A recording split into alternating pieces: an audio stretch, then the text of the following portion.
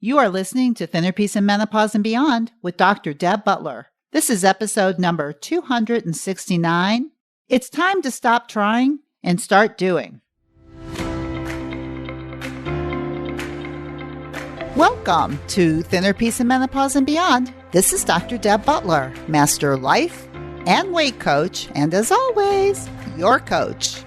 If you're a woman and you're smart and you're successful and you've been struggling with weight your whole life and now menopause is making it harder than ever, and you are ready to make this the last time you ever have to go on a diet again, then this podcast is for you.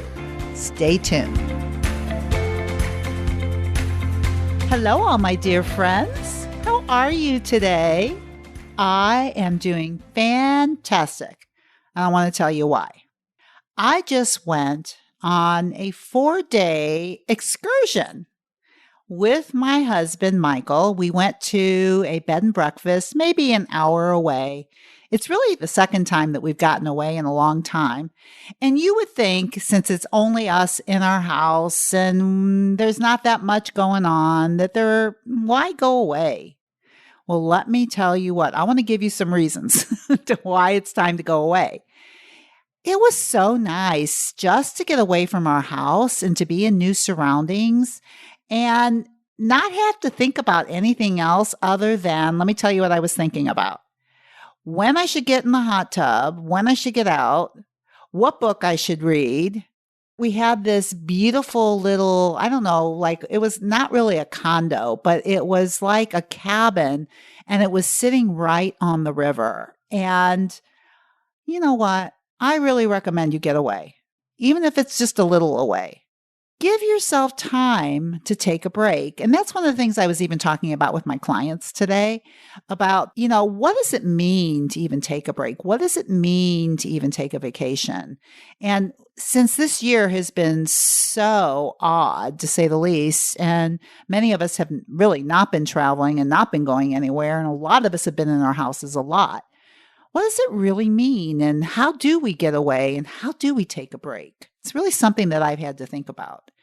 And all I know for sure is that it really is a wonderful thing to either take a break in your mind or take a break.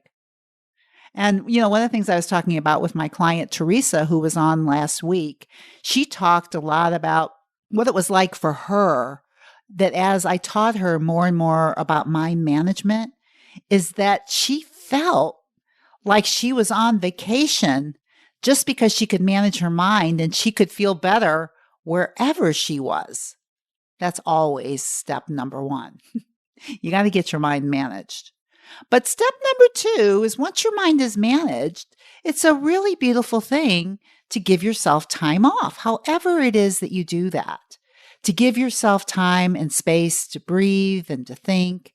And especially for me, probably something that I love to do more than anything is I love to talk to my clients. I love to do my group programs. I love getting into people's brains, unless my brain is really clogged up. And you know what? My brain gets clogged up sometimes if I don't give it time to breathe. So that's what I did over the last 4 days. So I am going to recommend you do the exact same thing, is give yourself some time off, however it looks for you. But know that self-love is all about giving yourself some space. Which kind of brings me about the topic today that I want to talk to you about, which is this. How do you talk to yourself when you want to do something that you've never done before? Or when you want to do something that you've thought about a lot and you haven't done it before? So here's what I want you to think about. I want you to think about a word. And this word is trying. Now, I don't think there is a word that can create less of the results that you want than the word try. I'm going to try. A lot of people use that when they think about weight. I'm trying to lose weight. Have you ever said that to yourself? I know. You probably say it to yourself a lot. But here's the thing. The difference between I'm trying to lose weight and I'm going to lose weight, or I'm going to do what it takes to lose weight. Can you feel the difference in those sentences? The difference between I'm going to try and I'm going to do. So this is what I want you to think about as I talk about this a little bit more. Can you imagine going to a surgeon who says to you, oh my gosh, if we don't do this surgery tomorrow, your life is never going to be the same again. So I'm pretty sure if somebody said that to you, you'd go, I'm there. What time do you want me? I'm going to be there and let's do it. And then the surgeon says to you, well, I'm going to try and get there too. How would you feel about getting this life-saving surgery? Would you feel like he's totally on board, or would it give you this kind of creepy feeling inside of you that maybe you're not going to get it? Maybe you will, maybe you won't. As opposed to what usually happens is the surgeon says, or the appointment desk says, this is your appointment and this is what's going on and this is when it's going to get done, right? The difference between doing and trying. So I want you to think about this for yourself. When you think, or when you talk to people and you talk about trying to lose weight, there's going to be a vibration in your body that you're going to feel, and it's not going to feel determined. It's going to feel kind of iffy. Maybe I will, maybe I won't, maybe I'll do it, maybe I won't do it. As opposed to, I am going to lose weight, and this is how I'm going to do it. So in many of my podcasts, like 4 years of podcasts, and also let me say something about my podcast, over 1 million downloads. I can hardly believe it. There's a lot of people listening to this and getting this information. So there's some very, very specific tools that I've taught over these 1 million downloads. And one of them is eating when you're hungry and stopping when you're full. Now, I have a lot of people who I talk to in mini sessions. And that is how you can talk to me if you decide that you want to work with me or you want to find out more about my program. You would book a mini session with me, and it's free. So anyway, many people that I talk to in my mini sessions, one of the things that I hear a lot is this: I've been trying to eat between the twos. Now, with what I've told you so far, what kind of result do you think that person has had so far when they're trying to eat between the twos? Now, just to clarify what we mean about eating between the twos, one of the tools that I offer that's very, very important, in fact, I say that if this is the only thing you ever do, there's a very good chance that you'll be at a naturally thin, healthy weight, is you eat when you're hungry and you stop when you're full. And the way that I support that is by talking about a scale that goes from a -10 to a +10. And a -10 is starving and a +10 is full. And I'm suggesting that you eat at the whisper of hunger, which is a -2, and stopping at the whisper of fullness, which is a +2. And there's a lot of numbers either way. But I think this is the way that we were wired. We eat when we start to get the feeling that we're hungry, and we stop when we start to get the feeling that we're full, knowing that we could eat a lot more or go a lot longer. Now, knowing that, what do you want to think? Do you want to think, I'm going to try to do that? Because think about this for a minute. When you think, I'm going to try to do this, what kind of vibration do you get in your feeling? What kind of vibration do you get in your body? What do you feel? Now, my guess is that it's not going to be a feeling of determination or commitment. It's going to be this wishy-washy kind of, I don't know, kind of feeling, which means that what you will do is maybe you will and maybe you won't. Maybe you'll do it a little bit, but maybe you won't do it all the way. And then, of course, the result that you're going to get is that you didn't do it based on the thought that I'm going to try to do it. Now, think about it like this. What if, as you're listening to me today, you take out the try and you say to yourself, this is what I'm going to do for the next week. I am going to eat between the twos. I'm going to eat when I'm hungry, and I'm going to stop when I'm full. Can you feel that might be different in your body? Can you feel it? Because I talk a lot about what you think creates a feeling in your body, and those feelings drive actions. And if you want to eat between the twos, if you want to be conscious about eating when you're hungry and stopping when you're full, then you don't want to be thinking, I'm going to try, which means maybe I will, maybe I won't. And when you think I am going to do, I think there's a very good chance you'll eat between the twos. And you just might prove to yourself that you can do it just by thinking that I'm going to do it. Now, our minds are very, very interesting because what our mind thinks will always create a feeling. And since a feeling drives an action, really what you're looking for when you're trying to change something that you've been doing for a long time is you need to feel committed or you need to feel determined. You really don't want to feel like you're not totally in it. And yet the word try, that's exactly what it insinuates. So here, try this on next. Let's try something different. Oh, I use the word, let's try. It's so interesting how often it can come out of your mouth. Let's try this. When I say that, let's try this. Instead, I want to say, let's do this instead. Do you see? It comes out. Let's try this. Let's do this. So let's do this instead. I want you to try a different tool, and I want you to think about how you want to think about it. So another one of the tools that I use that I notice in many sessions, a lot of people try to do, this is what they say, I've tried to do the food journals, but I only do it for a little bit and then I quit. Now, why do you think they only do it for a little bit and then they quit when they're thinking they're going to try? You see, it's almost like as soon as you think it, you have to prove that you're trying and not really doing it. Oh my gosh, our brains, they are crazy places to live if you don't manage it. So think about this. One of the things that I talk about when we start eating between the twos is that we actually start writing it down. We write down what we eat, and we write down our physical hunger scale before we eat it and after we eat it. And you know that you can get my companion book just by going to drdebbutler.com/change. And you can get this book that has the food journals in it and that has the physical hunger scale in it. Now, you can say, I'm going to try and get that book.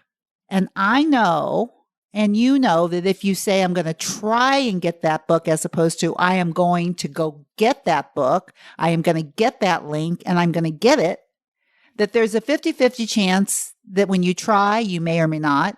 And that when you say, I'm going to do it, there's a 99% chance that you will do it because the feeling will drive the action to do it. So think about that with food journals. All right. The only thing I ask when you start, like let's just say you're a client of mine, you've just invested a lot of money in me and you to be able to start really doing this work. Do you think you're going to try to do the food journals after you've invested this time and money? I want to give you a little hint. You can get this done and not hire me if you just change what you say to yourself. Don't say, I'm going to try to do the food journals. Say, starting today, starting at the next meal, I'm going to write down the time. I'm going to write down what I ate, and I'm going to connect into what my physical hunger scale is before and after, and I am going to write it down for the next week. And I will tell you what, if you say that to your brain and you create a feeling of commitment or determination, you will follow through. It's as easy as that. It sounds so hard sometimes, like when people get on the phone and say to me, oh, I've tried to eat between the twos. And almost all the time when they say this, it's always, I could do it for a little bit, then I stopped. But the reason we do it for a little and then we stop is because we're not determined to begin with. We're wishy-washy to begin with because we use the word try when we're thinking about it as opposed to I'm going to do it. So I just want you to see this as I'm talking about these tools and using the different ways that you can talk about this. Okay, so now you decided you're going to eat between the twos. You're not going to try. And now you decided that you're going to do food journals and you're going to write down what you eat, when you eat, and what your hunger scale was before and after. You're going to do those two things no matter what. You're going to do it. I'm not going to try and do it. I'm going to do it. I'm going to do it. I'm going to learn how to do it. Anything but try. My guess is it will get done. When you decide to do that, when you decide to journal, and when you start deciding that you're going to get these numbers between the twos and you're going to write them down and you're going to start connecting to your body, it will get done. That's how things get done. Things get done by acting. The more actions you take, the better chance you have of getting it done. And that is really what I call massive action. Massive action is, number one, thinking you're going to do something, thinking you're going to create something, thinking you're going to increase something, not thinking I'm going to try something. So here's one more tool I want to leave you with. And I want you to think about this thought process about self-compassion, about being kind to yourself, like what I tell you after every single podcast about being very kind to yourself. You know how many people say, I've tried to be kinder to myself, but I just can't do it. I don't know how. Do you see that it's the words that we use? I tried, as opposed to this. I'm increasing my self-compassion. How about that? I'm building self-compassion in myself, as opposed to I'm trying to be more compassionate with myself. Think about that. Because self-compassion, being kind to yourself, starts by doing it. How do you do it? You have to be determined, or you have to be committed to doing the work, catching yourself when you say mean things to yourself. So this is what I want you to think about for this week. The next time you feel some kind of negative emotion inside of you, it's usually because you're saying something to yourself that's not nice, right? And nobody makes us feel worse than ourselves, but nobody else can make us feel better about ourselves than ourselves too, because we're the ones that are thinking and we're the ones that are feeling.